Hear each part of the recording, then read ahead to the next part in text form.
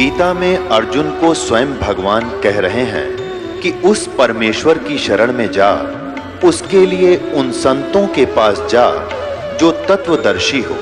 इसी प्रकार हजरत मोहम्मद को उनका अल्लाह कह रहा है कि कोई और पूर्ण परमात्मा है। उसको पाने के लिए उन तत्वदर्शी संत की तलाश कर। वो प्रभु कौन है, ये जानने के लिए कृपया अवश्य सुनिए जगत गुरु तत्वदर्शी संत रामपाल जी महाराज के अमृत वचन। पुण्यात्माओं, कुछ दिनों के बाद हमारी संख्या बढ़ती जाएगी। जब हमारी संख्या बढ़ेगी तो बुराई वाले लोग शर्माने लग जाएंगे। उनको अब तो कोई शर्म नहीं रही। बाप बेटा इकट्ठे बैठ के दारू पीवे, बता शर्म रही? फिर छोटे छोटे बच्चे भी धिक्कारेंगे। कोई रिश्तेदार भी आ जाएगा, आप क्या पी रहे हो, ये कोई शराब पीने की चीज है? इसके कहते हैं मदरा पीवे कड़वा पानी, 70 जन्म कुत्ते के जानी। इस तरह के प्रमाण दिया करेंगे हमारे बच्चे। कहते हैं सुरापान मदमासा हारी गमन करे भोग पर नारी, 70 जन्म कटेंगे शीशम, साक्षी साहेब है जगदीशम। और परमात्मा कहते हैं 100 नारी जारी करे सुरापान 100 बार, एक चलम हुक्का भर दे वो डूबे काली धार। तमाकू के अंदर इतना दोष है कि एक पर स्त्री गमन करने वाले का 70 जन्म तक अंधा हो डोले, पर द्वारा स्त्री का खोला 70 जन्म अंधा हो डोले। सुरापान मदमासा हारी, और जो गमन करें भोगें पर नारी, 70 जन्म कटेंगे शीशम, साक्षी साहेब है जगदीशम। जो ऐसे पाप करेंगे उनके 70 जन्म तो लगातार वो बलि के बकरे बनेंगे। परमात्मा ने कहा कि 100 नारी जारी करे, एक पर स्त्री गमन करने का क्या बताया है कि 70 जन्म तक अंधा होकर धक्के खावे, और फिर 70 जन्म वो बलि का बकरा बनकर गल कटवावे। कितना घोर पाप। और फिर कहते हैं ऐसे ऐसे 100 नारी जारी करे 100 सुरापान 100 बार। एक बार सुरापान करने का कितना पाप है। मदरा पीवे कड़वा पानी, और 70 जन्म कुत्ते के जानी। जो मदरा एक बार भी पीते हैं 70 जन्म कुत्ते के होंगे। जैसे आप मैं इस मारीची जी के जो महावीर जैन के जीव की कथा सुनते हो, 60 करोड़ बार गधा, 30 करोड़ बार कुत्ता, तो ये इन्हीं दोषों के प्रतिफल में बनते हैं। तो हम गलतियां कर जाते हैं किसी जन्म में, फिर वो लिखे जाते हैं, इकट्ठे होते हैं, फिर वो भोगने पड़ते हैं। तो क्या बताया है, मदरा पीवे कड़वा पानी, शराब पीता है जो 70 जन्म कुत्ते के जानी। आज तक टिट्टी पाक रहा, घुट्टी ला के होटलों में बैठ के मौज मार रहा, फिर कुत्ता बन के गंदी नाली के जल को पिया करेगा। ले अब तेरी मदरा ये बन गई, मदरा पीवे कड़वा पानी, 70 जन्म कुत्ते के जानी। और फिर क्या बताते हैं, पर द्वारा स्त्री का खोले 70 जन्म अंधा हो डोले। फिर क्या बताते हैं, 100 नारी जारी करे, जो 100 नारी पर नारी भोगेगा उसको कितना घोर पाप होगा। और सुरापान 100 बार, एक बार सुरापान यानी शराब पीने का कितना दोष है, अभी आपको बता दिया। ऐसा 100 बार कर ले और एक चलम हुक्का भर दे, पीने वाले का तो गर्क बेड़ा है ही, एक हुक्का भर के देने वाले को इतना पाप लगेगा। क्योंकि कोई दोष में सहयोग देता है, कोई हत्या करने जाता है, उसकी मदद कर रहा है, उसको उठा के उसको हथियार दे रहा है कि ले कर ले काम, तो दोनों दोषी हैं वो। तो यहाँ क्या बताया कि 100 नारी जारी करे सुरापान 100 बार, एक चलम हुक्का भर दे और डूबे काली धार। जैसे आपने गीता जी अध्याय नंबर 7 के श्लोक नंबर 29 में सुना है कि जो व्यक्ति सभी कर्मों से परिचित है, पूरे अध्यात्म ज्ञान से परिचित है और तत्परम से परिचित है, तत्परम यानी परम अक्षर ब्रह्म से, तो वह केवल जरा और मरण से छूटने का ही प्रयत्न करते हैं। वो यहाँ की बकवादों में आश्रित नहीं रहते, यहाँ की किसी वस्तु की डिमांड नहीं करते। जो उस भक्ति के अनुकूल साधना वही करते हैं, उसमें बाधक वस्तु को ग्रहण नहीं करते। तो ये हमारे बच्चे इन पूरे अध्यात्म ज्ञान से और इस सभी पूरे कर्मों से परिचित हो जाएंगे, तो फिर वो आम व्यक्ति को जो भी उनके संपर्क में आएगा उनके गुणों से परिचित कराएंगे कि ये मत करो आप, ये पाप लगता है। अब छोटे छोटे बच्चे भी, कोई रिश्तेदार आता है, वो बीड़ी माचिस के लिए बीड़ी वगैरह मंगवाता है, वो मना कर देते हैं, आपकी और सब सेवा कर देंगे पर ये नहीं करेंगे क्योंकि इसमें हमें दोष लगेगा, और आप हमारे घर पर भी इसको पीने की कृपा ना करना, हमारी हानि हो जाएगी। तो वो अपने आप शर्मिंदे होंगे। एक भक्त बता रहा था कि ऐसे हमारे घर पर हमारा एक बहनोई आ गया, लड़के थे घर पे, और वो लगा निकाल के बीड़ी पीने। उनसे उन्होंने कहा जी आप फूफा जी बीड़ी ना पियो हमारे घर पे। तो वो न बच्चे थे, उसने समझदार व्यक्ति था, उसने बंद कर दी और बाहर जाकर पी आया। उसने सामने आकर उसे बताई मेरे से, वो कह रहा था, कहने लगे ये बालकों को क्या हो गया, मैं बीड़ी पीने लगा था ना मना कर दिया। तो उन्होंने कहा ये हमने उपदेश ले रखा है ऐसे ऐसे, हम ना ये पीवर ना पीने दें, ना हम आपकी मदद करेंगे और आपकी सारी सेवा करेंगे हम, लेकिन ये अब हम नहीं आपको सहयोग भी नहीं देंगे। तो रिश्तेदार उसी का नाम होता जो अनुकूल हो जाए, ना तो दुश्मन है वो आपका। तो उन्होंने बोला जी कोई बात ना, अगर आपकी ये बात है तो मैं आज के बाद आपके घर में बीड़ी ना लाऊं और ना पीऊं। तो वो दूसरा भाई था, वो नाम नहीं ले रहा, वहां अपना जाकर तो उसने पीना खाना था कराया, बाकी आकर सो गया हमारे पास, रोटी खा ली, कोई बात नहीं। फिर वो गया हुआ था किसी कारण से कहीं पर, वो ही कहीं दूसरी रिश्तेदारी में, वो कह रहे थे कि हम ऐसे ऐसे वहां जाएंगे, तो भी चलेगा कि?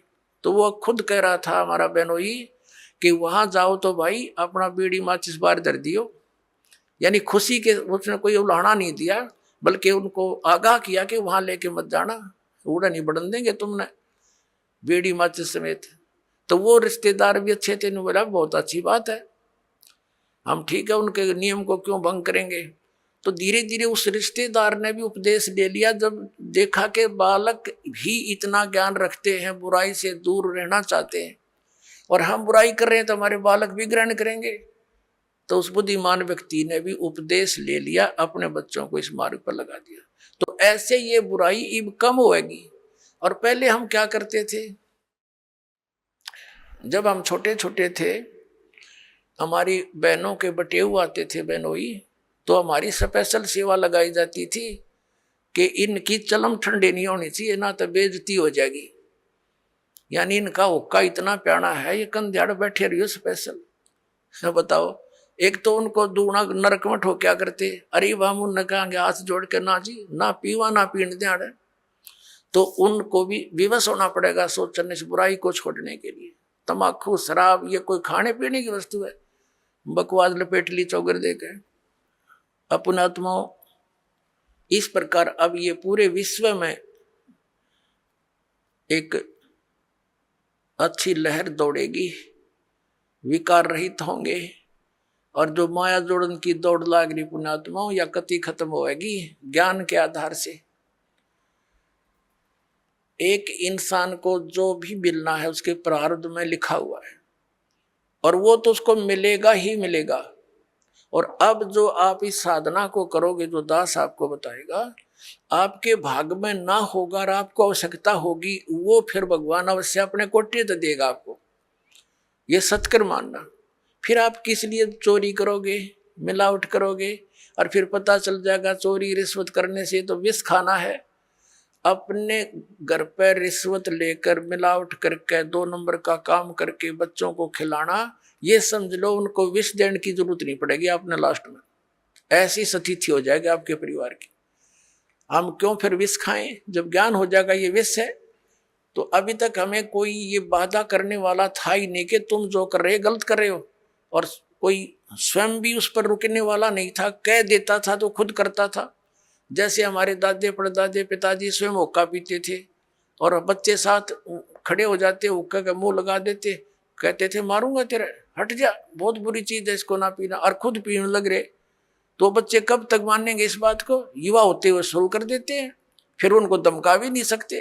तो ऐसे ही अभी तक जितने भी ये पंथ संत थे, ये बुराइयां नहीं छुटवा सके, क्योंकि इनके पास वो वचन शक्ति नहीं थी, और ना उनके उनसे उपदेशी को कोई आध्यात्मिक या कोई भौतिक लाभ हुआ।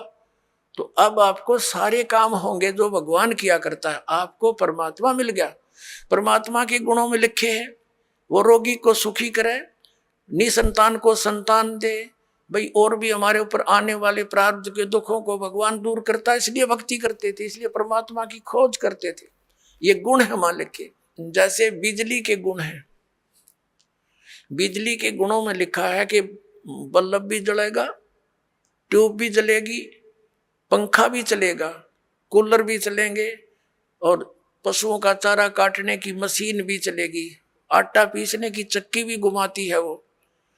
तो ये गुण है, लेकिन वो गुण कब होंगे? जब उसका कनेक्शन मिल जाएगा, तब वो फल देगी। तो पुण्यात्माओं, जैसे ये पहले जितने भी संत पंथ हैं, ये शास्त्र विदिता का मनमाना आचरण हमें दे रहे थे। ये हमें कनेक्ट नहीं कर सके उस पावर से जो लाभ दिया करती है। अब जैसे किसी ने एक कीकर का लठ गाड़ के उसका तार बांध के पावर हाउस बना रखा हो, और आगे उसे सब कनेक्शन लिए बैठे हैं, तो उनके कनेक्शन भी लिए हुए हैं, लेकिन वो गुण नहीं हो रहे हैं जो इलेक्ट्रिसिटी करा करती है, क्योंकि इलेक्ट्रिसिटी का कनेक्शन है नहीं, वो तो कनेक्शन उसकी करके लटका बांध रखा है।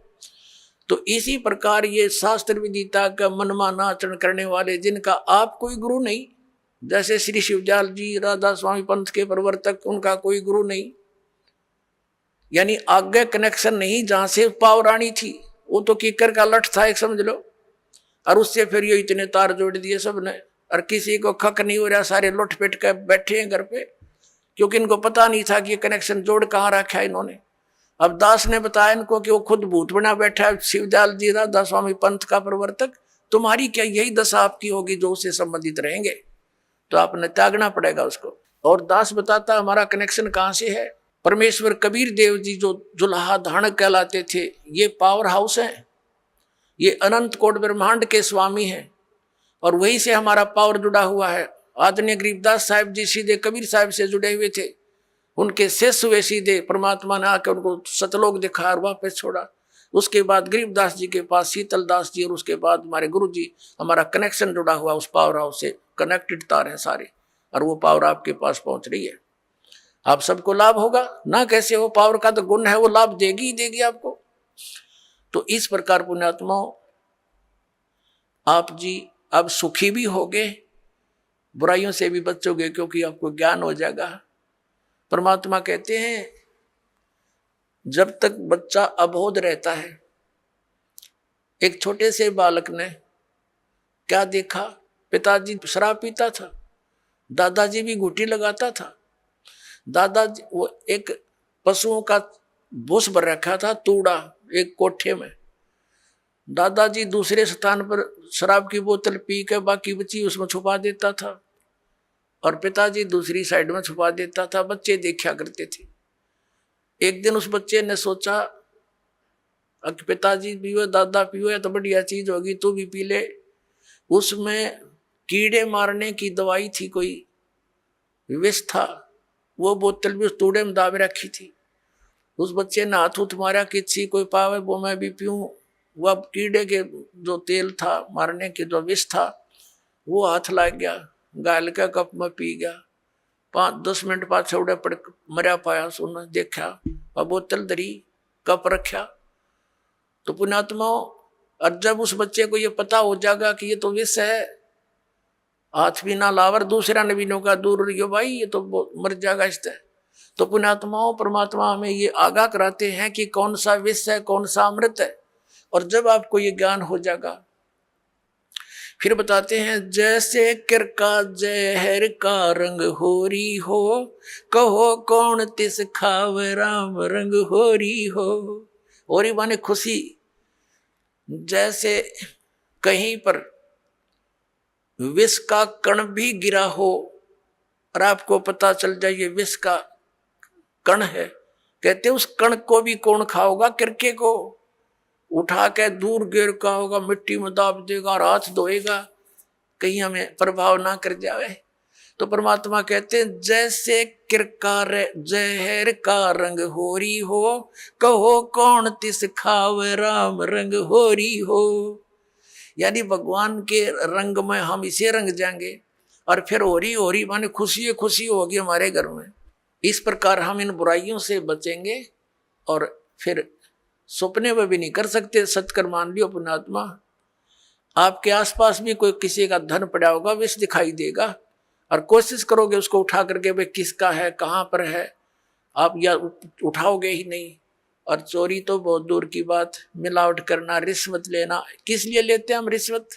किस लिए लेते हैं हम ये 2 नंबर का काम? किस लिए करते हैं? बड़ी कोठी हो, फिर दो बेटियां, उनकी शादी करनी, उसमें कई लाखों रुपए का दहेज देना है। यही 2 कारण है हमारी ये। और बड़ी कार हो, ये 3 कारण है जो हमें इस सब बुराइयों की तरफ खींच रहे हैं। तो हमने अपने बुद्धिमत्ता के साथ और तत्व ज्ञान के आधार से इनको बिल्कुल कम करना है। अब लड़कियों को कैर बना रखा हमने, 2 बेटी होगी, सारा कुनबा रोने लग जाता है। क्या होगा? क्यों? क्योंकि उनके ब्याह में खर्चा गणा करने लगे हम। ये समाज में बकवाद भर दी इन पिक्चरों ने। तो अब हमने इसको खत्म कर देना है। बेटी का ब्याह करना है, सिंपल वे से करो। विवाह तो भगवान करके भेजा है, संयोग वही जोड़ता है। माँ बाप 2-2, 3-3 साल धक्के खाए जाते हैं, संस्कार नहीं होता, परमात्मा 1 मिनट में कर देता है। तो वो मालिक का किया हुआ होता, उसको हमने सिर्फ उनको मिलन करना बच्चों का, परमात्मा की वाणी बोल दे और सिंपल साधारण तरीके से उनका विवाह कर जाओ, कभी कुछ नहीं दे। और बच्चों को भी ये ज्ञान हो जाएगा कुछ दिनों में कि परमात्मा देगा, उससे पूरा, उससे हमारा सफलता होगी। माँ बाप के दिए हुए से कभी सफलता नहीं होगी। अब हम कितना दे सकते हैं अपने बच्चे को? ये क्या माँ बाप आजीवन उसको दे सकता है सारे इतना दहेज में? नहीं दे सकता। बच्चा अपना करे और खाओ, भगवान पर आश्रित रहे, फिर भगवान देगा, तब सफलता होगी। तो ये बकवाद हमने घर करी देखम देखा, अब इसको त्यागेंगे कति? सिंपल मकान बनावांगे। आज कोठी गार्डन पे 5-10 लाख रुपये की इधर उधर से कर लिए, कोठी बना दी है, और फिर मृत्यु होगी, वह कोठी नौकी न रहेगी। आप कुत्ता बन के उसकी गली में बैठा छाया में, और वहां भी ना बैठने देखो, आते मारेगा लठ। तो हमने इतना ही काम करना है जो हमारा भक्ति में बाधक ना हो। हम सारा जीवन किले बनाने में, कोठी खरीदने के चक्कर में 100 पाप कर बैठते हैं, वो पाप हमारे साथ चले जाते हैं, वह कोठी और कार यही रह जाती है। तो इस ज्ञान के आधार से आप जी ने सबसे पहले तो हमने इस विवाह की क्रियाओं को बदलना पड़ेगा। उसके बाद फिर हमने इन कोठियों की जरूरत क्या है? एक सिंपल मकान बनाओ जो भगवान ने आपको दे रखा है, अवश्य बनाओ, ठीक, गर्मी सर्दी से बचने के लिए। और समय की, वर्तमान की जो आवश्यकताएं हैं, आपको कार भी चाहिए, मान ले स्पीड अच्छी होगी जमाने की, मोटरसाइकिल चाहिए। आप विश्वास करना, परमात्मा आपको वो भी देगा, लेकिन सदुपयोग के लिए उसमें परमात्मा की कैसेट ला के चले, उसके अंदर भगवान की टेप चलावे, मालिक की चर्चा करता जावे और आवे, तो वो आपको सबको दे सकता है। मालिक के घर में किसी चीज की कमी नहीं, लेकिन दुरुपयोग ना हो। और हमेशा परमात्मा देगा, उसी में सफलता प्राप्त होती है। और भगवान तो इस मिट्टी का सोना बना के दे दे आपको, पता नहीं कहाँ कहाँ से बरकत कर देगा। बीड़ी शराब मांस तम्बाकू छोड़ दिया, आप पर बरकत होगी। आपके रोग होना था वो लागत 10 लाख रुपये, 2 लाख रुपये, अरे 100 रुपया की दवाई से मालिक ठीक कर देगा, बहाना सा करके, तो होगी बचत सारे शुरू। और पाप से दूना दुख होता बढ़ता चला जाता है।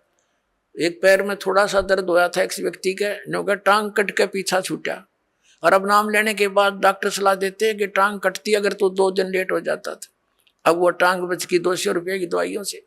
तो पुण्यात्माओं, पुण्य और पाप के ऐसे फल अलग अलग बन जाते हैं। तो हम पुण्य करेंगे तो परमात्मा हमारे साथ होगा, विधान है उसका।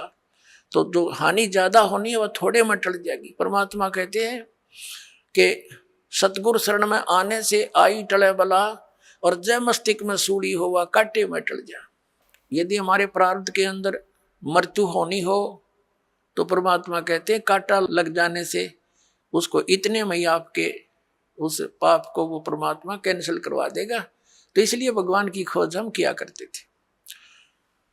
तो पुण्यात्मा, हमारे जो अध्यात्म गुरु थे वो तत्व ज्ञानहीन और हमारे सदग्रंथों से अपरिचित थे।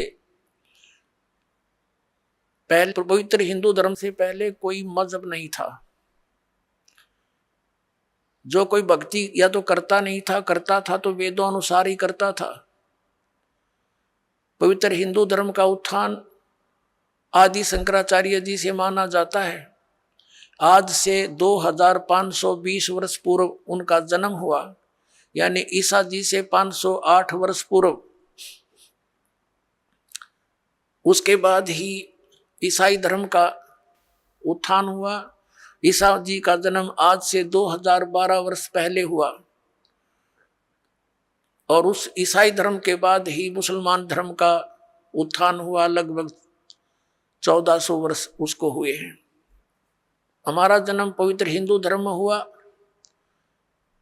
हिंदू धर्म के जो सदग्रंथ माने जाते हैं, पवित्र चारों वेद, पवित्र श्रीमद् भगवत गीता, पवित्र पुराण, और हमारे जो आचार्य शंकराचार्य और ये मंडलेश्वर जो हिंदू धर्म के गुरुजन ये कहते थे कि हम पुराणों, वेदों और गीता अनुसार तुम्हें ज्ञान दे रहे हैं, और इनको कख भी पता नहीं था पुराणों, वेदों और गीता जी का। अब आपको थोड़ा सा ज्ञान देते हैं कि श्रीमद् भगवत गीता जी का ज्ञान किसने बोला। अपुण्यात्माओं, इसको तत्व ज्ञान कहते हैं। अब ये ज्ञान तो सबने पता है, किसी से पूछ लो तुरंत उत्तर दे देता है कि श्रीमद् भगवत गीता का ज्ञान किसने बोला? श्री कृष्ण जी ने बोला। अपुण्यात्माओं, यदि इतना ही कहने से बात बन जाती तो फिर गुरुओं की आवश्यकता क्या थी इन सदग्रंथों को समझने की? श्रीमद् भगवत गीता के अंदर श्री कृष्ण जी का तो रोल ही नहीं कहीं पर भी। अपुण्यात्माओं, ये वचन सुनोगे तो उठ पटांग लगेगी आपने, क्योंकि आप जी ने ऐसे गुरु मिले जिन आज तक यो ज्ञान निर्णय करके बताया ही नहीं। जब तक हम सृष्टि रचना से परिचित नहीं होते तब तक हम इस पॉइंट को नहीं समझ सकते जो दास अब क्लियर करने जा रहा है। सृष्टि रचना के विषय में स्वयं परमेश्वर ने आके बताया है कबीर साहब ने। यहां सृष्टि रचना तो नहीं सुनाऊंगा, लेकिन थोड़ा सा हिंट सदग्रंथों का दे करके और श्रीमद् भगवत गीता का ज्ञान किसने दिया वो बताएंगे। श्रीमद् भगवत गीता अध्याय नंबर 15 के श्लोक नंबर 16 और 17 में 3 पुरुष हैं, एक सर पुरुष, एक अक्षर पुरुष, एक परम अक्षर पुरुष है। 17वें श्लोक में जो कहा है कि उत्तम पुरुष है तू ने, वो परम अक्षर पुरुष है।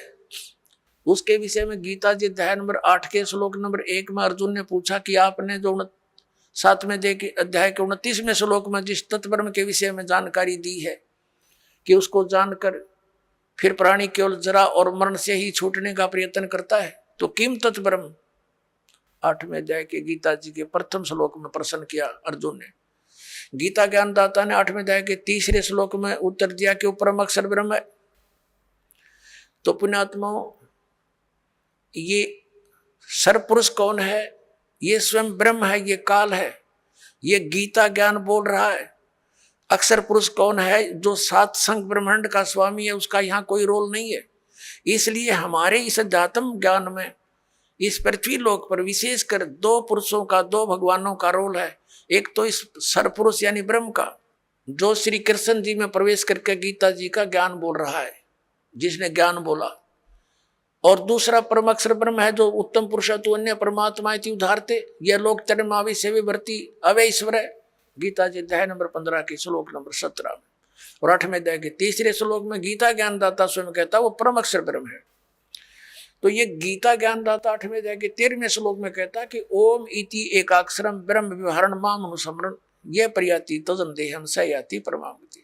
मुझ ब्रह्म का केवल एक ओम मंत्र है, और इसका जो उच्चारण करके श्रवण करता हुआ शरीर छोड़कर जाता है, ओम नाम से मिलने वाली जो परम गति उसको प्राप्त होता है। वो कौन सी है? ब्रह्मलोक। ओम नाम से ब्रह्म का है, ब्रह्मलोक में रहता है ब्रह्म, तो ब्रह्म प्राप्ति होती है। 8वें अध्याय के 16वें श्लोक में लिखा है कि 8 ब्रह्मलोक पर्यंत भी जन्म मृत्यु के अंदर है। ये भी पूर्ण मोक्ष नहीं हुआ, क्योंकि ब्रह्मलोक में गए हुए प्राणी भी वापस आते हैं। और गीता ज्ञानदाता स्वयं भी कहता है 2 अध्याय के 12वें श्लोक में, 4 अध्याय के 5 और 9 श्लोक में, 10वें अध्याय के 2 श्लोक में कि अर्जुन तेरे और मेरे बहुत जन्म हो चुके। इसलिए 18वें अध्याय के 62वें श्लोक में गीता ज्ञानदाता कहता है कि तू सर्वभाव से उस परमेश्वर की शरण में जा, उसकी कृपा से ही तू परम शांति को, सनातन परम धाम को प्राप्त होगा। गीता जी अध्याय नंबर 15 के श्लोक नंबर 4 में कहा कि जब तत्वदर्शी संत मिल जा उसके बाद उस परमेश्वर के उस परम पद की खोज करनी चाहिए, जहां जाने के बाद साधक फिर लौटकर कभी संसार में नहीं आते। और जिस परमेश्वर ने सब ब्रह्मांडों की रचना की है और केवल उसी की भक्ति करो, ये गीता ज्ञानदाता कहता है। तो इससे सिद्ध है कि श्रीमद् भगवत गीता का ज्ञान देने वाले से भी कोई और एक सुप्रीम पावर है। अब श्रीमद् भगवत गीता का ज्ञान कौन दे रहा? जो ये कह रहा कि मेरा एक ओम नाम है, ओम नाम ब्रह्म का है, और ये ब्रह्म कौन है? ये काल है। इसने प्रतिज्ञा कर रखी है कि मैं कभी किसी के समक्ष नहीं आऊंगा, मेरे कर्म और जन्म अलौकिक है। गीता जी अध्याय नंबर 4 के श्लोक नंबर 9 में यह कहता है कि अर्जुन, मेरे जन्म और कर्म दिव्य है, अलौकिक है। अब पुण्यात्माओं, अब हम आपको श्रीमद् भगवत गीता जी का ज्ञान किसने बोला, ये थोड़े से संक्षिप्त में सुनाएंगे। श्री कृष्ण जी का तो रोल ही नहीं है गीता जी के ज्ञान में। कैसे कि श्री कृष्ण जी युद्ध के पक्ष में नहीं थे इस महाभारत के युद्ध में, और 3 बार वो गए हैं शांति दूत बनकर, समझाने की चेष्टा की है कौरव और पांडवों को। लास्ट में यहां तक जब फैसला कर लिया कि भी एक तरफ मैं होऊंगा, एक तरफ मेरी सेना होगी, और मैं शस्त्र भी नहीं उठाऊंगा, प्रतिज्ञा कर ली। तो पुण्यात्माओं, जो महापुरुष ये कहता हो कि मैं हथियार भी नहीं उठाऊंगा, क्या फिर वो युद्ध की सलाह दे सकता है? नहीं। अब जब इसने देखा कि इसने इस काल भगवान ने, ये गीता जी अध्याय नंबर 7 के श्लोक नंबर 24 और 25 में स्पष्ट करता है कि मैं अपनी योग माया से छुपा रहता हूं, मैं कभी किसी के समक्ष नहीं होता, ये मेरा अटल अनुतम अवय अनुतम यानी घटिया अटल नियम है। इससे घटिया और क्या होगा? जो पिता अपने पुत्रों के सामने नहीं आता उसमें कोई दोष है? तो इस कारण इस प्रकार वो स्पष्ट करता है कि मैं अपनी योग माया से छुपा रहता हूं, और मुझ अव्यक्तम व्यक्तिम आपन मनन्ते, मुझ अव्यक्त को मैं तो अव्यक्त रहता हूं और मुझे कृष्ण मान रहे हैं ये मूर्ख जन समुदाय। I am not Krishna, Gita ज्ञानदाता कहता है। अब ये इसके जन्म और कर्म कैसे अलौकिक है? पुण्यात्माओं, ये काल जो है, जैसे आप जी ने श्री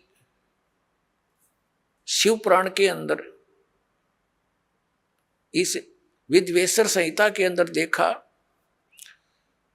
आपको दिखाएंगे, तो उसके अंदर क्या लिखा है कि ब्रह्मा और विष्णु जी का आपस में इसी बात पर युद्ध हो गया। ब्रह्मा जी कहते हैं विष्णु जी के मैं तेरा जनक हूं, मैं तेरा बाप हूं, तेरी उत्पत्ति मैंने की है। विष्णु जी कहते हैं मैं तेरा बाप हूं, तेरी उत्पत्ति मेरी नाभि कमल से हुई है। इसी बात पर इनका युद्ध हो गया। इसको समाप्त कराने के लिए इनके पिता, जिसने यह गीता का ज्ञान बोला, ये इनका पिता है, ये काल रूपी ब्रह्म सदा शिव यही है। इसने इन दोनों के बीच में एक तेजो में लिंग खड़ा कर दिया, स्तंभ, और बहुत लंबा चौड़ा, ये ऊपर नीचे घूमने लगे। उसका और छोर प्राप्त करने के लिए युद्ध बंद हो गया। फिर ये स्वयं अपने पुत्र शिव का रूप धारण करके खड़ा हो गया। फिर इनको समझाने लगा कि तुम भगवान नहीं हो, यू आर नॉट गॉड, तुमने अपने आप को इस मान लिया, जैसा कि आपको बहुत बार दिखाया है दास ने। फिर ये कहता है कि पुत्रों, ब्रह्मा और विष्णु को, कि तुमने जो दो डिपार्टमेंट जैसे उत्पत्ति और सतिथि का तुमने मुझसे प्राप्त किए तपस्या करके, इसी प्रकार 2 कृत महेश्वर और रुद्र को ने प्राप्त किए मेरे से। तो इसका मतलब ये 5वां है जो श्री शिव पुराण का ज्ञान और ब्रह्मा विष्णु को जो ज्ञान दे रहा है, यो इनका पिता है। और ये उसी विद्वेश्वर संहिता में इसी चैप्टर में कहता है कि मेरा एक ओम अक्षर है, नथिंग एल्स, और इसका सिमरण करो, इसका सिमरण करने से मेरा ही स्मरण होता है। तो इससे सिद्ध हो गया कि जो शिव पुराण के विद्वेश्वर संहिता के अंदर बोल रहा है वो काल है और वो शिव रूप बना के खड़ा हो गया। ऐसे ये छल करता है, किसी को ब्रह्मा रूप में दर्शन दे देता है, किसी को विष्णु जी के रूप में दर्शन दे देता है, तो वो विष्णु जी की महिमा गाने लग जाता है कि विष्णु जी आप ही भगवान हो, आप छुपाए हुए हो अपने आप को। इस प्रकार इनको भ्रम हो जाता है। और ये कैसे इसके कर्म अलौकिक हैं, अब आपको दिखाते हैं थोड़ा प्रमाण सदग्रंथों में। एक बार देवताओं का और असुरों का, राक्षसों का युद्ध हो गया और राक्षस विजयी हो गए, देवता भाग गए, मैदान छोड़ गए। देवताओं ने कहीं जाकर के इकट्ठा होके भगवान विष्णु की आराधना की और ये विष्णु रूप धारण करके ये ब्रह्मा विष्णु महेश का पिता जिसने गीता बोली ये वहां प्रकट हो गया। और इसने पूछा कि तुमने जो तुम्हारे मन की बात मैंने जान ली है और आप जाओ, जो ससाद का पुरंजय नामक पुत्र है उसको युद्ध के लिए खड़ा कर लो, राक्षसों के आमने सामने खड़े हो जाओ और उसको तैयार कर लो। मैं उसके शरीर में प्रवेश करूंगा, राक्षसों को मार दूंगा। अब दिखाता हूं आपको, ये देखिएगा श्री विष्णु पुराण, गीता प्रेस गोरखपुर से प्रकाशित है। ये है श्री विष्णु पुराण, सचित्र हिंदी अनुवाद सहित है, इसमें संस्कृत भी साथ है। अनुवादक है मुनीलाल गुप्त और गीता प्रेस गोरखपुर से प्रकाशित है। प्रकाशक एवं मुद्रक है गीता प्रेस गोरखपुर, गोविंद भवन कार्यालय कोलकाता का संस्थान। ये है अध्याय नंबर 2 और चतुर्थ अंश और 233 पृष्ठ पे ये विष्णु पुराण। अब हम आपको यहां ले आते हैं, 233 पृष्ठ पे यहां से पढ़ेंगे। पूर्व काल में त्रेता युग में एक बार अति भीषण देव असुर संग्राम हुआ, देवताओं और राक्षसों का। उसमें महाबलवान दैत्यगण से पराजित हुए देवताओं ने भगवान विष्णु की आराधना की। तब आदि अंत शून्य अशेष जगत प्रतिपालक श्री नारायण ने देवताओं से प्रसन्न होकर कहा, आप लोगों का जो कुछ अभिष्ट है वह मैंने जान लिया है, तुम जो चाहते हो मैं समझ गया। उसके विषय में यह बात सुनिए। राजऋषि ससाद का जो पुरंजय नामक पुत्र है, उस अक्षत्रिय श्रेष्ठ के शरीर में अंश मात्र से यानी कुछ समय के लिए स्वयं अवतीर्ण होकर उन संपूर्ण दैत्यों का नाश करूंगा। अतः तुम लोग पुरंजय को दैत्यों के वध के लिए तैयार करो। ठीक हो गया। अब इसने क्या किया, पुरंजय को खड़ा कर दिया, देवताओं ने समझा बुझा के, और राक्षस भी सामने हो गए। ये काल जो है उस पुरंजय के अंदर प्रवेश कर गया, क्योंकि ये 1000 भुजा का 1000 कला का मालिक है। ब्रह्मा विष्णु महेश 4 ये 16 कला के मालिक हैं, तो इसमें शक्ति ज्यादा। इसने उन सब राक्षसों को मार डाला।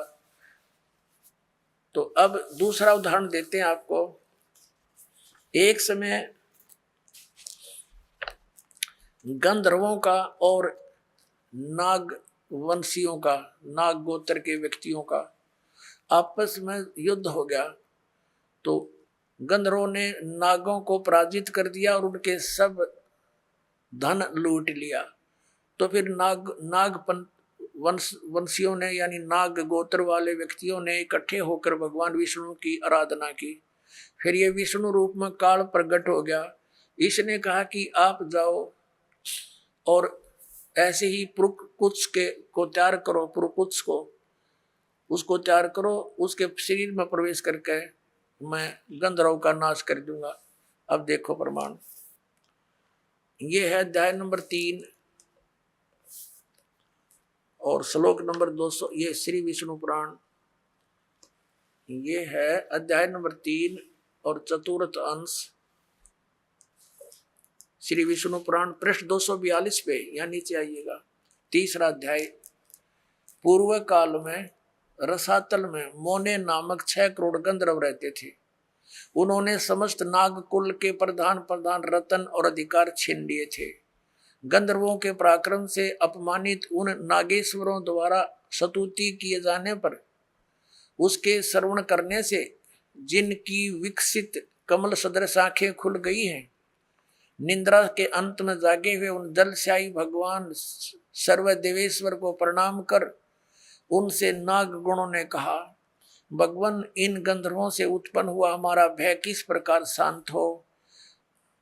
तब आदि अनंत रहित भगवान पुरुषोत्तम ने कहा, युवनासव के पुत्र मानधाता का जो यह पुरकुत्स नामक पुत्र है, उसमें प्रविष्ट होकर मैं, स्पष्ट कर दिया, प्रविष्ट होकर उसमें प्रवेश करके मैं उन संपूर्ण दुष्ट गंधर्वों का नाश कर दूंगा। हो गया स्पष्ट। अब इसके कर्म अलौकिक ऐसे हैं, ये कहता मेरे कर्म दिव्य हैं। इसी प्रकार इसने श्री कृष्ण जी में प्रवेश करके गीता का ज्ञान, वेदों वाला, प्लस में अपनी युद्ध कराने की जो अटकलबाजी, ये श्रीमद् भगवत गीता नाम से 18 अध्याय इसने बोले, और आखिर में डरा धमका के विराट रूप दिखा के भयंकर रूप जिसको देख करके अर्जुन कांपन लग गया, अर्जुन जैसा योद्धा, और लास्ट में डरते ने हाँ भर ली अर्जुन ने, कि उसने सोच लिया कि इसका उद्देश्य युद्ध करवाना है, और यदि मैं ना कर दूंगा और इसने फिर एक बार वो विराट रूप दिखा दिया, मेरा हार्ट अटैक हो जाएगा। इसलिए इसने अपनी भलाई समझी कि मरना तो मैंने है ही, युद्ध करूंगा वहां भी मारा जा सकता हूं, और जब इसने फिर विराट रूप दिखा दिया फिर भी मारा जा सकता हूं, और भगवान के इरादे से वो परिचित हो गया था कि ये युद्ध चाहता है। तो इसने कह दिया कि हाँ जी, मैं आप सब समझ गया हूं, आप जो कहना चाहते हो मैं युद्ध कर लूंगा। नहीं, श्री कृष्ण युद्ध करवावे, जब पहले वो मना कर रहा था कि नहीं आप युद्ध मत करो, नाश हो जाएगा। और फिर ये क्या कहते हैं हमारे धर्मगुरु कि अर्जुन अक्षत्रिय धर्म का पालन नहीं कर रहा था, इसलिए भगवान ने उसको प्रेरित किया। अरे श्री कृष्ण स्वयं अक्षत्रिय था, और जब काल्यावन ने चढ़ाई करी मथुरा के ऊपर, स्वयं भगवान युद्ध मैदान छोड़कर भाग गए थे, जिस कारण से उनको रण छोड़ भगवान कहा जाता है। तो उन्होंने उस समय भी अपने क्षत्रिय धर्म का पालन त्याग दिया, इसलिए कि जिस कारण से अनर्थ टल जावे, नाश ना होए। तो क्या वो व्यक्ति फिर अक्षत्रिय धर्म के पालन करने के लिए इसे नाश करने की सलाह दे सकता है? तो पुण्यात्माओं, अब हमने इन सदग्रंथों से स्वयं परिचित होना है। ठीक है, इन्होंने जितना ज्ञान दिया वो इनके सत्र का इनके पास रहे। अब हम सदग्रंथों के अनुसार साधना करेंगे और ज्ञान ग्रहण करेंगे। अब आपको दिखाते हैं कि श्री कृष्ण जी को तो पता नहीं मैंने क्या बोला था गीता जी में, अभी दिखाता हूं। अपनात्माओं, महाभारत का युद्ध हो लिया, कौरवों का नाश हो गया, पांडव राजगद्दी पर विराजमान हो गए। उसमें श्री कृष्ण के अंदर से काल निकल गया, ओनली श्री कृष्ण विद्यमान था, प्रेजेंट था। एक दिन श्री कृष्ण जी ने कहा कि अब मैं वापस जाता हूं द्वारका को और तुम अपना राज करो। अर्जुन ने कहा कि भगवान आप हमें कुछ सत्संग अध्यात्म ज्ञान सुना कर जाओ, क्योंकि आप हमारे गुरु हो, एक सत्संग करके जाइयो। जब श्रोतागण सामने बैठे थे, अर्जुन और कृष्ण वहां पर टहल रहे थे, सत्संग का समय के इंतजार कर रहे थे, श्रद्धालु आ रहे थे। तब श्री कृष्ण जी से अर्जुन ने कहा, भगवान कृपा मुझे वही ज्ञान सुनाना जो आपने युद्ध के दौरान सुनाया था, यानी वो गीता जी का ज्ञान बताना। अब मैं भूल गया हूं, बुद्धि के दोष से मुझे याद नहीं रहा। श्री कृष्ण जी कहते हैं कि तू बड़ा श्रद्धाहीन है अर्जुन, तू बड़ा बुद्धिहीन है, तूने उस ज्ञान को याद क्यों नहीं रखा। और अर्जुन पर तो डांट मार रहे हैं कि तूने याद क्यों नहीं रखा, और स्वयं कह रहे हैं अब मैं पूरा ज्यों का तो तुझे उसको नहीं बता सकता, क्योंकि उस समय मैंने योग युक्त होकर ये ज्ञान बोला था। भले आदमियों, जब युद्ध के इसे खतरनाक भयंकर समय में योग युक्त हुआ जा सकता है तो इस पीस में क्या दिक्कत आ गई योग युक्त होने में? अब हो जा 2 मिनट लागे जो ज्ञान होता उसने बोला हो तो उसने बोला ही नहीं था। ये श्री कृष्ण में प्रवेश करके काल बोल गया। जैसे आप देखते हो एक प्रेत आत्मा दूसरे के शरीर में प्रवेश कर जाती है और वो प्रेत बोलता रहता है, बहुत कुछ बोल जाता है। उसके जाने के बाद जिस शरीर की वो आत्मा अपने सचेत होती है, फिर उसको कोई अन्य ही बताते हैं, ऐसे बोल रहा था तू, ऐसे बोला, ऐसे बोला। उसको कुछ नहीं पता होता मैंने क्या बोला, और ही बताते हैं। फिर वो कहने लग जाता मैंने एक दिन ऐसे बोला। तो ऐसे श्री कृष्ण जी में प्रवेश करके उसकी आत्मा को दबा कर ये काल बोल गया सारे काम में। और उसके निकलने के बाद फिर ओरिजिनल कृष्ण था वो क्या बोलता है दिखाता हूं आपको। देखिए ये संक्षिप्त महाभारत द्वितीय खंड, ये द्वितीय खंड गीता प्रेस गोरखपुर से प्रकाशित है। संपादक तथा संशोधक हैं जयदयाल गोविंद का, जिसने श्री मद्भुत गीता का भी अनुवाद किया है। गीता प्रेस गोरखपुर से प्रकाशित है, गीता प्रेस गोरखपुर से। इसके 667 पृष्ठ पर आप जी को ले चलते हैं। ये देखिएगा पृष्ठ नंबर 667 667 और ये है संक्षिप्त महाभारत। संक्षिप्त महाभारत। अब यहाँ आ गया। जन्मे जय ने पूछा, ब्रह्मन शत्रुओं का नाश हो जाने के बाद जब महात्मा श्री कृष्ण और अर्जुन सभा में बैठकर वार्तालाप कर रहे थे उस समय उनमें क्या बातचीत हुई? तो वैशंपायन जी कहते हैं, कहा राजन, श्री कृष्ण के सहित अर्जुन ने जब अपने राज्य पर पूरा अधिकार प्राप्त कर लिया तो वे दिव्य सभा भवन में आनंद से रहने लगे। एक दिन सज्जनों से घिरे हुए वे दोनों मित्र स्वेच्छा से घूमते घूमते सभा मंडप के ऐसे भाग में पहुंचे जो स्वर्ग के समान सुंदर था। पांडुनंदन अर्जुन श्री कृष्ण के साथ रहकर बहुत प्रसन्न थे। एक बार उन्होंने उस रमणीक सभा की ओर दृष्टि डालकर भगवान से ये वचन कहे, देवकी नंदन, जब युद्ध का अवसर उपस्थित था उस समय मुझे आपके महात्म का, अब यह चर्चा हो रही है इनकी, और ज्ञान और महात्म का ज्ञान और ईश्वरीय स्वरूप का दर्शन हुआ था। किंतु केशव, अब आपने स्नेहवश पहले मुझे जो ज्ञान का उपदेश किया था वह सब इस समय बुद्धि के दोष से भूल गया है। उन विषयों को यानी गीता, श्रीमद् भगवत गीता के ज्ञान को सुनने के लिए बार बार मेरे मन में उत्कंठा होती है। इधर आप जल्दी ही द्वारका जाने वाले हैं, अतः पुनः उस सब विषय को, वह विषय मुझे सुना दीजिए। वैशंपायन जी कहते हैं, अर्जुन के ऐसा कहने पर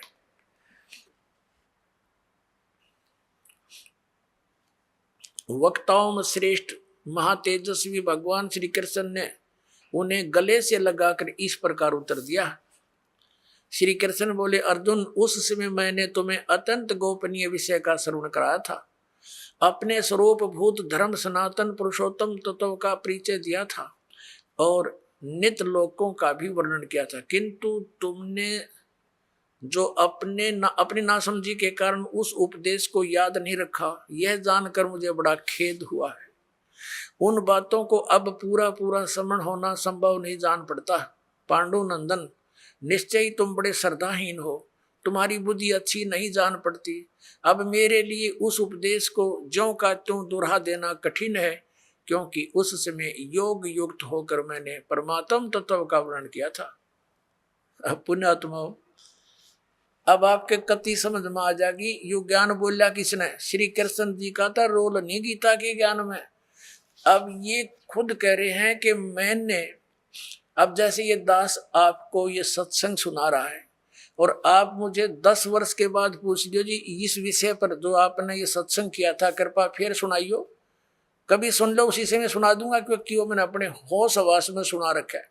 और मेरे अंदर कोई प्रेत बोल रहा है तो फिर मैं ये बात बोलूंगा तो श्री कृष्ण बोल रहे हैं कि तुमने याद नहीं रखा, तुम कैसे व्यक्ति हो, श्रद्धाहीन हो, बुद्धिहीन हो। अरे भले आदमियों, ये दास सत्संग करेगा और प्रथम बार जो श्रोता इस सत्संग को सुनेगा 20% याद रहता उसको, और मैं फिर डांट मारूं कि तुमने याद क्यों नहीं रखा, तो इसका इससे सिद्ध है कि खिसियानी बिल्ली खंबा नोच रही है, यानी उसको ज्ञान नहीं खुद को, और उसको धमका रहा है कि तूने याद क्यों नहीं रखा, तेरा के बिजली गिर गई। अब तो आपको क्या हो गया, जब ऐसे भयंकर युद्ध के समय में आदमी योग युक्त हो सकता है, इतना शांत है, सब तरह से बिल्कुल पीस ऑफ माइंड है, आराम से योग युक्त हो सकते हैं। भाव कहने का ये पुणात्माओं, श्री कृष्ण जी का तो रोल ही नहीं था गीता के ज्ञान देने में। अब श्रीमद् भगवत गीता का ज्ञान दिया किसने है, ये काल ने दिया। गीता जी अध्याय नंबर 11 के श्लोक नंबर 32 में स्वयं कहता है कि अर्जुन मैं काल हूं, और देख तेरे सामने ये मेरा वास्तविक रूप है, और इस रूप का यानी जो मैंने अब तुझे ये रूप दिखा है, इस रूप का पहले ना तो किसी ने पहले दर्शन हुआ, ना आगे कोई कर सकता। ये तेरे ऊपर रहम करके मैंने ये अपना विराट रूप दिखा। पुणात्माओं, यदि श्री कृष्ण जी बोल रहे होते गीता, तो ये शब्द नहीं कहते कि ये मेरा विराट रूप पहले किसी ने नहीं देखा, क्योंकि श्री कृष्ण जी तो अपना विराट रूप कौरवों की सभा में दिखा चुके थे। उस विराट में दिन रात का अंतर है। अपनात्माओं, एक तो 60 वाट का बल्ब हो, ट्यूब हो, और एक हो 1000 वाट की, तो कितना अंतर है, ट्यूब दोनों है, लेकिन वो 1000 वाट वाली 60 वाट वाली से भिन्न होती है। तो इसी प्रकार इन दोनों ने ही विराट रूप दिखाया था, उसमें भिन्नता थी। और ये शब्द श्री कृष्ण जी नहीं कह सकते कि पहले किसी ने नहीं देखा और आगे कोई नहीं देख सकता। आइए अब हम उन श्रद्धालुओं के अनुभव जानते हैं जो जगत गुरु तत्वदर्शी संत रामपाल जी महाराज जी से दीक्षा प्राप्त कर चुके हैं तथा उनके द्वारा बताए गए भक्ति मार्ग पर चल रहे हैं। सर नमस्कार। नमस्कार। क्या नाम है जी आपका? मेरा नाम सुगम यादव है। सुगम यादव जी, कहाँ से आए हैं आप? मैं गांधीधाम गुजरात से आया हूँ। बेसिकली मैं एमपी का रहने वाला हूँ। डिस्ट्रिक्ट भिंड, ग्राम रमा, तहसील अटेर, थाना सरोपरा, जिला भिंड से रहता हूँ। तो अभी आप गुजरात में रहते हैं? जी, अभी प्रेजेंट में मैं गांधीधाम में रहता हूँ, गुजरात में। संत रामपाल जी महाराज जी से कब जुड़े आप? मैं संत रामपाल जी महाराज से 3/12/2008 में जुड़ा था पहली बार। संत रामपाल जी महाराज से नाम दीक्षा लेने से पहले आप क्या भक्ति साधनाएं करते थे? मैं कोई ऐसी खास भक्ति नहीं करता था, जो जैसा रेगुलर है वैसे ही करता था, लेकिन मैं ऐसे चलता था जिंदगी, कुछ मालूम नहीं था भक्ति का सही से क्या होता है और क्या होता है। मैं तो कमाता खाता था और मौज करता था, खा के पी के, दारू दक्कड़ पी के बहुत जलसे करता था। तो फिर संत रामपाल जी महाराज की शरण में कैसे आना हुआ? संत रामपाल जी महाराज में शरण में आने का एक बहुत बड़ा कारण है कि मैं बहुत ज़्यादा दारू पीता था और दारू के धंधे करता था। उस पीरियड में मैं कुछ धंधे भी, सिविल लाइन का, कंस्ट्रक्शन का बिजनेस करता था, जिसमें मुझे बहुत बड़ा एक नुकसान हुआ था। नुकसान कुछ इस प्रकार हुआ था कि मैं ऐसी कंडीशन पे आ गया कि तो रोड पे था, जिसमें मेरे कोई परिवार, भाई बंधु, कोई भी मेरे को एक 5 रुपये का सपोर्ट करने की कंडीशन नहीं थी। और उस पीरियड में मेरे को लोग देख लेते थे तो साइड निकल जाते थे कि भाई ये पैसे मांगेगा या इसके पास पैसा नहीं है, इसके लोग कर्जा मांग रहे हैं। ये अहमदाबाद में जब मैं काम करता था, ये 2006 की बात बता रहा हूँ, 2006 से 7 के बीच में यहाँ रहा और थोड़ा मैंने अपना कंडीशन सुधारा, लेकिन सही सुधरा नहीं। उस पीरियड में मैं दारू पी के इधर घूमता था, लेकिन लोग बोलते थे वो मंदिर जा, मस्जिद जा, ऐसा कर वैसा कर, लेकिन मैं कहीं ऐसे जाता भी था, लेकिन कुछ खास मेरे को समझ में नहीं आया। उस पीरियड में एक हमारे श्याम सिंह भगत जी थे, जिनको मैं, भगत तो उस पीरियड में जानता ही नहीं था भगत क्या शब्द होता है। वो मेरे को चांदोड़िया ब्रिज के नीचे अहमदाबाद में मिले, तो उन्होंने बोला भाई तुम कैसे हो, ठीक ठाक हो? मैंने बोला हाँ ठीक है। मेरे एक दोस्त और उनके साथ थे, तो उन्होंने बोला क्या करते हो? मैंने बोला कुछ नहीं, आजकल ऐसी तकलीफ चल रही है। उस दिन जब वो मेरे को मिले थे, मैं फुल दारू के नशे में था, तो उन्होंने बोला आपको क्या तकलीफ है, आपको कैसा है? मैंने बोला धंधा पानी खत्म हो चुका है और मैं नुकसान में हूँ। तो बोला कल मेरे को मिलना, आज आप ठीक नहीं हो, आप दारू पिए हो और आपसे आज बात नहीं कर सकता। मैंने बोला ठीक है जी। मैं नेक्स्ट डे उनसे मिलने के लिए बड़ा इच्छुक था कि भाई उन्होंने मेरे को बोला है, मैं उनसे मिलने जाऊंगा। मैं उनको मिलने के लिए सुबह गया, तो उन्होंने मेरे उस पीरियड में मेरे से ज़्यादा बात ना करते हुए गहरी नज़र गीता दी और बोला कि इसको आप पढ़ना और पढ़ के आपको जो समझ में आया उसका मेरे को बताना कि आपको क्या अच्छा लगा और क्या बुरा लगा। मैं कहा ठीक है जी। मैं वो बुक लेके आया जी, मैं घर पे रख ली और उसको पढ़ना चालू किया। पढ़ते पढ़ते उस बुक में मेरे को जब सृष्टि रचना पड़ी, तो मेरे दिमाग में बहुत बड़ा टेंशन हो गया कि यार ये कौन से ऐसा संत होते हैं जो इस तरीके की वातावरण है, आप ये ब्रह्मा विष्णु महेश ये सब। मैं तो उस पीरियड में हनुमान जी की पूजा भी करता था कि मेरे को ऐसे लगता है, मुझे भूत बहुत परेशान करते थे। भूतों की पूजा के चक्कर में, भूतों के डर के वजह से मैं हनुमान जी की पूजा करता था। तो मैं जानता था हनुमान से सर्वश्रेष्ठ है, उनसे बड़ा कोई है ही नहीं। लेकिन उस पीरियड में जो चीज़ बनी वो समझ में आई, तो उन्होंने मेरे को बोला कि हम एक दीपक जलाते हैं, और उसमें गहरी नज़र गीता में दीपक भी गुरुजी के आगे रखा था, संत रामपाल जी महाराज के आगे। तो मैं वो दीपक जलाने लगा घर में, मैंने सारे अगरबत्ती मैं बहुत सारी लगाता था वो बंद कर दी, वो दीपक जलाने लगा। मेरे धीरे धीरे जो कंडीशन थे वो बहुत अच्छे होने लगे। अच्छे जी होने लगे कि मेरे को मेरी गुटखा छूट गया, दारू छूट गई। उन्होंने मेरे को पहले समझा दिया था, तो ही आप ये इस मार्ग को पकड़ना जो आप पूर्ण रूप से आपको नशा पता छोड़ना पड़ेगा। सर, आपने नाम दीक्षा भी नहीं ली थी, केवल पुस्तक ही पढ़ी थी। क्या केवल पुस्तक पढ़ने से ही आपने नशा छोड़ दिया? बिल्कुल बिल्कुल, उसी पीरियड में, क्योंकि उन्होंने मेरे को पहले ये चीज़ बताई थी, तो ही शरण में जाना जो आप नशा छोड़ सकते, क्योंकि उनको पता था यार। सर, इतनी आसानी से आपने कैसे नशा छोड़ दिया? लोग तो नशा मुक्ति केंद्र में जाने के बाद भी नशा नहीं छोड़ पाते। लेकिन मेरे को तो ऐसा चमत्कार हुआ है कि मेरे को जो मेरे साथ वाले लोग थे वो ये कहते थे, तू यार ये क्या चक्कर में पड़ गया है, चल कहीं लगा लेते, ये पैक शैक मार लेंगे। मैं भाई, मेरी कंडीशन ये है कि मैं छूना भी पसंद नहीं करता हूँ, क्योंकि मैंने वो जो उन्होंने मेरे को पहले जो एक वो बताया था नियम, कि ये नियम करो तो ही जाना, और नियम करने के बाद मुझे सुख प्राप्त होने लगा। सुख ऐसा हुआ कि मेरा धंधा चलने लगा। अब जो आदमी को जहाँ रोटी मिलेगी उसको तो मज़ा ही आएगा ना भाई, वही अच्छी जगह दिखेगी, तो मेरे को अच्छा लगने लगा। 3 महीने में नाम इनके शरण में था, बिना नाम लिए, मतलब भक्ति का पूरा नियम निभा रहा था। उसके बाद जब अगस्त का एंड आया, अगस्त से और थोड़ा आगे का टाइम आएगा, दिसंबर में मैं करीबन 7 तारीख के आसपास में मेरा राजकोट में काम चालू था, और राजकोट से जब मेरे पास फ़ोन आया कि मेरी बच्ची की तबीयत ख़राब है। उस पीरियड में मेरी बच्ची कुछ 6 महीने की थी, और बच्ची की कंडीशन ऐसी ख़राब थी कि उसको कोई भी डॉक्टर लेने के लिए एग्री नहीं था। 5 मिनट में उसको समझो कि उल्टी और दस्त हो रहे थे उसको। तो डॉक्टरों ने बोला कि भाई 20,000 रुपये भर दो। मेरे पास तो 200 रुपये थे, मैं 20,000 कहाँ से भरता। मैं लाया, तो मेरे को श्याम सिंह भगत जी जो थे, संत रामपाल जी महाराज जी की शरण में, वो ऑलरेडी पहले से जा चुके थे, मैं नहीं गया था। तो उन्होंने बताया था कि मेरे गुरुजी के पास जाते समय आपको कुआं और खाई बहुत बड़ा नुकसान दिखेगा, कि मैं जाऊंगा तो नुकसान होगा, और नहीं जाऊंगा तो ये आपको ये चीज़ समझनी कि आपको क्या करना है। उस पीरियड में मेरे को ये चीज़ समझ में आ चुकी थी कि उन्होंने इनकी शरण में जाने के लिए आपको कुछ ना कुछ भोग देना पड़ेगा, यानी आपको मानना पड़ेगा कि परमात्मा की शरण। मैंने दृढ़ता हो गई थी बहुत पहले से, क्योंकि इनके बारे में मैंने बहुत पढ़ लिया था बुकों में, और वो करोथा कांड वाली कुछ बुकें मिल गई थी, उसमें भी पढ़ लिया था। मैं दृढ़ होकर साहब चला गया, और जब मैं सर वहाँ गया, आश्रम घर छोड़ा था, तो बच्ची की कंडीशन खराब हुई। पत्नी को बोल दिया ये जो अगर मर जाए तो इसका अंतिम संस्कार कर देना, मैं तो आश्रम जाऊँगा चाहे कुछ भी हो जाए। मैं घर से निकला, मेरी बेटी खड़ी हो गई, अच्छे से उसने दूध पिया, क्योंकि वो उस पीरियड में 6 महीने की थी, और आज दिन तक उसको कोई तकलीफ नहीं है। और इतना मतलब मैं उस दिन से दृढ़ हो गया हूँ कि आज मेरे को कोई ये बोले कि तुम संत रामपाल जी महाराज की शरण में गए और आपको मैं गोली मारूं, मैं बिंदास खुले खुले गोली खा सकता हूँ, क्योंकि मेरे परमात्मा मुझे बहुत बार बचाए। कैसे? आखिर क्या क्या अनुभव रहे संत रामपाल जी महाराज से नाम दीक्षा लेने के बाद? नाम दीक्षा लेने के बाद जो फर्स्ट वाला मैं आपको बताऊं, तो मेरी पत्नी 2011 में, जब मैं यहाँ से शिफ्ट हो गया था कच्छ में, और मैं गांधीधाम गुजरात में अभी प्रेजेंट में रह रहा हूँ, वहाँ मेरी पत्नी का देहांत हो गया था 2011 में 17 तारीख के आसपास, 17 नवंबर की बात है। क्या आपकी पत्नी ने नाम दीक्षा ले रखी थी? नहीं, मेरी पत्नी उस पीरियड में नाम दीक्षा नहीं ले रखी थी, और ये बोलती थी कि तुम किस संत के चक्कर में पड़ गए, तुमने सब कुछ छोड़ दिया है, किसी की 13वीं नहीं जाते हो, किसी के कोई भी विवाह शादी ढोंग ड्रामा सब कुछ छोड़ दिया, क्योंकि मैं संत जैसा जीवन जीने लगा था। और उसको ये चीज़, उसको पड़ोसी प्रॉब्लम दे रहे कि तेरा पति है ना थोड़े दिन बाद संत हो जाएगा, कोई बोलता कुछ हो जाएगा, तो वो टेंशन में थी। तो उसका उस दिन देहांत हो गया, डॉक्टर ने उसके ऊपर चादर डाल दी। तो मेरे को कुछ चीज़ें ऐसी थी जो पहले से पता चलता कि मेरे साथ ऐसा होने वाला है, मेरे को आज भी पता चलता है। जब ये चीज़ हुई तो मैं बड़ा आश्चर्य से बैठा था। मैंने बोला परमात्मा, आपने तो ये बोला था बेटा मेरी शरण में आने के बाद कोई दर्द नहीं होगा, कोई पीड़ा नहीं होगी, फिर ऐसा क्यों हो रहा? 11:30 से 12 मिनट हो चुके थे, मैं घड़ी की तरफ देख रहा था, और मेरे को ऐसा पूर्ण विश्वास था कि मेरे संत रामपाल जी महाराज हैं, जो परमात्मा हैं, जिन्होंने मेरे जैसे कुत्ते को सुधार दिया है, तो भगवान कुछ भी कर सकता है। परमात्मा में 14.5 मिनट के ऊपर कुछ सुई गई थी मैं, और बड़ी ये देख रहा था कि इसको परमात्मा क्या करेंगे। उस पीरियड में इसकी चद्दर हिली, पेट की तरफ थोड़ी श्वास आई, और डॉक्टर कागज बनाने की तैयारी कर रहा था। मेरे से बोला था कि आप ये कागज आ जाओ नीचे, कुछ साइन करना है।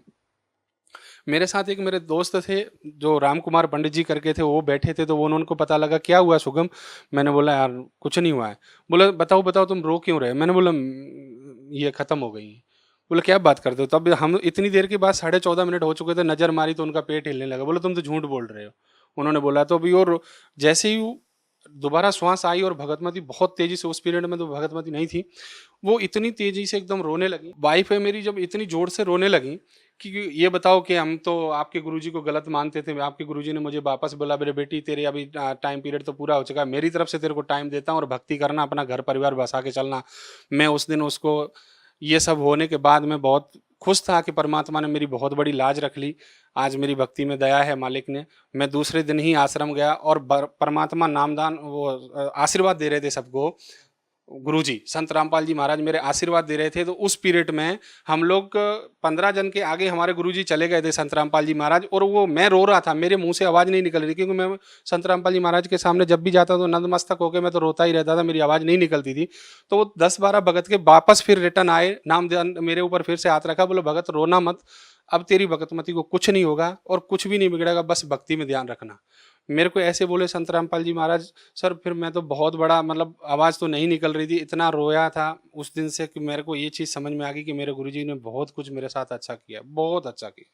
उसके बाद ऐसी कंडीशन थी जो मैं यहाँ फाइनेंशियली बहुत ज़्यादा प्रॉब्लम थी। अभी आज की तारीख में फाइनेंस में ऐसा है कि मैं यहाँ से कच्छ पहुँचा था 2011 से ही मैं हर साल नई कार बदलता हूँ। मैं इतना सुख हूँ मैं बता नहीं सकता हूँ। मेरे पास एक 10 आने के लिए जो बंदा दुखी हुआ, जो उसके पास बहुत अच्छा बड़ा बिजनेस है, और एक जो बंदा अनपढ़ हो जिसको लोग इंजीनियर की डिग्री से देखते हो, ये भी कंडीशन है। मैं एक सिविल इंजीनियर बन गया हूँ और मैंने कभी स्कूल नहीं पढ़ा था। आज मैं डेफिनेटली एक इंजीनियर के वर्क पे पोस्ट पे काम कर रहा हूँ। मैं खुद के मकान बनाता हूँ, मैं खुद एक बिल्डर की कंडीशन में आ गया हूँ, बहुत पैसा कमा रहा हूँ, सब कुछ है, दया है मालिक की। और उसके बाद मेरे साथ एक दूसरी घटना हुई थी 2014 में 24 अप्रैल के दिन। मैं आश्रम से ही आ रहा था, संत रामपाल जी महाराज के आश्रम गया था, वहाँ से सत्संग सुन के मथुरा एक्सप्रेस, जमुना एक्सप्रेस जो है, मैं एमपी के लिए जा रहा था। मेरे पास स्कॉर्पियो थी, मेरी स्कॉर्पियो का पीछे का टायर फूट गया था और वो पलट गई थी। उसमें हम 9 जन थे, पूरी गाड़ी तहस नहस हो गई थी। हम 9 के 9 सत्संग चल रहा था गुरुजी का, क्योंकि मैं कोई भी भक्तिभाव दूसरे चीज़ सुनता नहीं हूँ, परमात्मा संत रामपाल जी के प्रवचनों के अलावा कुछ और चीज़ नहीं सुनता हूँ, मुझे कोई रुचि नहीं है। तो वही चल रहा था, पूरी गाड़ी तहस नहस हो गई थी और गाड़ी का इंजन कहीं अलग था। हम सारे के सारे 9 के 9 में किसी को एक रत्ती जो बोले ना, एक दाने भर किसी को चोट नहीं आई थी। सब बड़े एकदम खुश थे। लोग गाड़ी देख के लोग बोलते सब मर गए क्या। और बाजू में एक और एक्सीडेंट हुआ पड़ा था, आगरा की तरफ से गाड़ी आ रही थी, उसका डेड बॉडी पड़े थे, तो बोलते थे दोनों गाड़ी टकरा गई क्या। मेरी किसी को कुछ नहीं हुआ और आज दिन तक मुझे कोई तकलीफ नहीं है। मेरे को एक दूसरा लाभ ये है कि आज मैं जो हूँ, जैसी भी कंडीशन में हूँ, वो बहुत बड़ी कंडीशन परमात्मा ने मेरी सही कर रखी है। मेरे पास बहुत कर्जा था, आज मेरे पास कोई 1 रुपये नहीं मांगता, मैं सबका दे चुका हूँ। और मेरा खुद का भी इतना अच्छी फाइनेंशियली हो गई, मैं कभी सोच भी नहीं सकता था मेरे जैसे। और मैं सब दूसरी बात यह है कि मैं इतना बड़ा नशेलसी आदमी था, दारू के धंधे करने वाला, दारू बेचने वाला, दारू चलाने वाला, चंबल के बहड़ों में डकैतों के साथ घूमने वाला बंदा इस कंडीशन में आ जाएगा, ऐसे किसी ने सोचा नहीं था। आज मेरे परिवार, मेरा गाँव मेरे को जो उस पीरियड में देखते थे तो वो बोलते थे इससे दूर रहना, ये तो बहुत खतरनाक लड़का है। आज मैं समाज में जाता हूँ, लोग मुझे बहुत इज्जत से बुला के बिठाते हैं, बोलो भाई ये लड़का बहुत अच्छा है। तो अभी थोड़े दिन पहले की एक छोटी सी बात बताना चाहूँगा आपको कि मेरे पास गाड़ी नहीं थी, मेरी गाड़ी एक सीज हो गई थी जिसका इंजन, और मेरे को एमपी जाना था शादी में।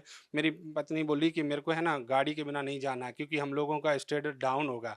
तो मैंने बोला देखो यार, अपन परमात्मा के भगत कैसे भी चल पड़ेंगे। बोले नहीं, आप परमात्मा से, संत रामपाल जी महाराज से अरदास लगा दी हमारे बच्चों ने और मिसेज ने, हमने सबने।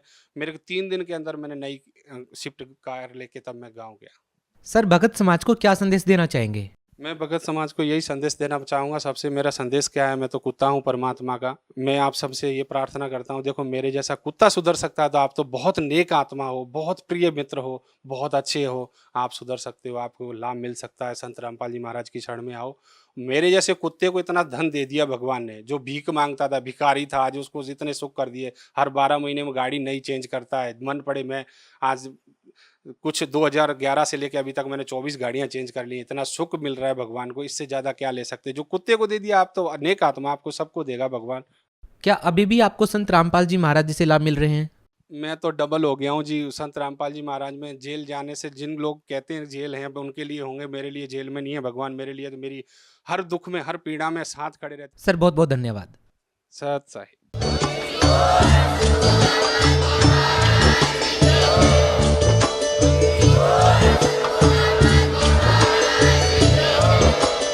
आप सुन रहे थे जगत गुरु तत्वदर्शी संत रामपाल जी महाराज जी के मंगल प्रवचन। अधिक जानकारी के लिए विजिट कीजिए हमारी वेबसाइट www.jagatgururampalji.org। संत रामपाल जी महाराज जी के शुभ आशीर्वाद से पूरे विश्व भर में 500 से भी ज्यादा नाम दीक्षा केंद्र हैं, जिन पर